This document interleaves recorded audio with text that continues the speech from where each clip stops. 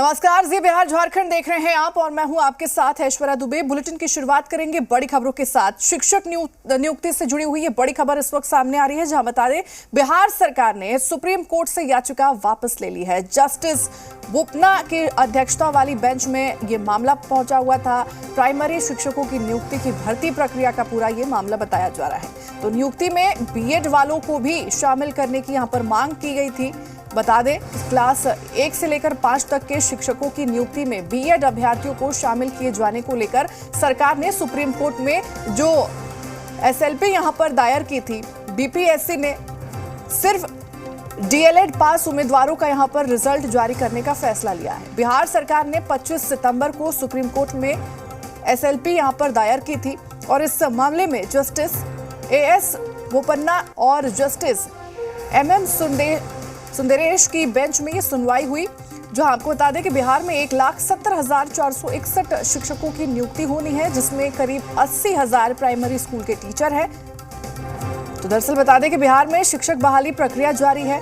बिहार लोक सेवा आयोग ने 1,70,461 पद के लिए यहाँ पर बहाली निकाली थी। क्लास 1 से 5 तक के लिए कुल 79,453 पद, क्लास 9 से लेकर 10 तक के लिए कुल 32,916 और क्लास 11 से लेकर 12वीं तक के लिए 57,602 पद की यहां पर बहाली निकाली थी। सुप्रीम कोर्ट ने राजस्थान शिक्षक बहाली की सुनवाई करते हुए प्राथमिक शिक्षा के लिए डिप्लोमाधारी को यहां पर योग्य करार दिया था और इसके बाद बीएड पास कैंडिडेट की नियुक्ति अधर में लटक गई थी। राजस्थान को लेकर दिए गए फैसले के मुताबिक सिर्फ बीटीसी या डीएलएड डिग्री वाले अभ्यर्थी ही कक्षा 5वीं तक पढ़ाने के लिए योग्य माने जाएंगे और इस नियम को बीपीएससी ने बिहार में भी लागू करने का फैसला किया है, जिसके कारण कई अभ्यर्थियों के रिजल्ट पर रोक लगा दी गई है।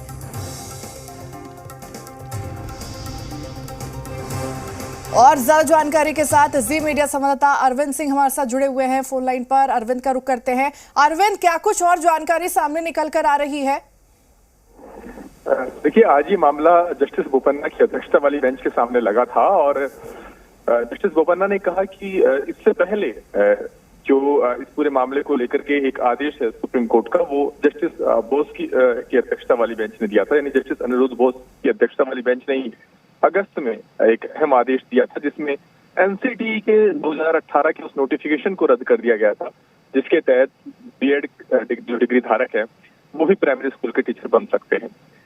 तो आज जस्टिस बोपन्ना की अध्यक्षता वाली बेंच ने कहा कि चूंकि पुराना जो आदेश है इस मामले को लेकर के वो जस्टिस अनिरुद्ध बोस की अध्यक्षता वाली बेंच का है, लिहाजा हम ये मामला वापस चीफ जस्टिस को भेज रहे हैं ताकि वो ये मामला आगे सुनवाई के लिए जस्टिस अनिरुद्ध बोस की अध्यक्षता वाली बेंच के सामने लगा सके।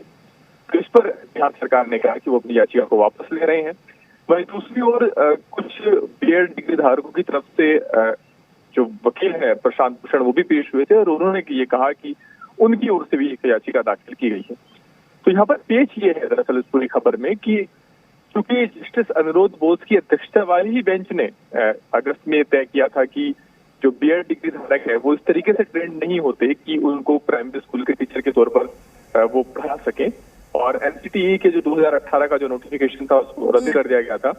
उसके बाद एक बार फिर ये सवाल जस्टिस अनिरुद्ध बोस की अध्यक्षता वाली बेंच के सामने आया था और उस वक्त बेंच ने सिर्फ इतना बार कहा था कि हमें उम्मीद ये है कि बिहार सरकार हमारे पुराने आदेश को फॉलो करेगी।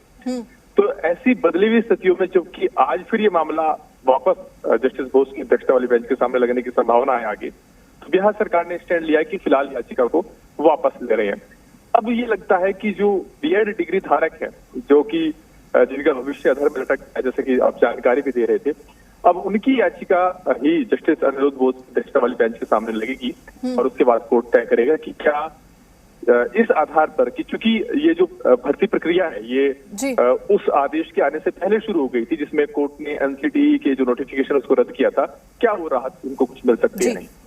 ठीक है अरविंद, ठीक है। तमाम जानकारी साझा करने के लिए और जुड़ने के लिए आपका बहुत बहुत धन्यवाद। महत्वपूर्ण जानकारी, ये बड़ी खबर इस वक्त की अपने दर्शकों तक पहुंचा रहे थे। शिक्षक भर्ती मामले से जुड़ी हुई पूरी जानकारी सामने आ रही है।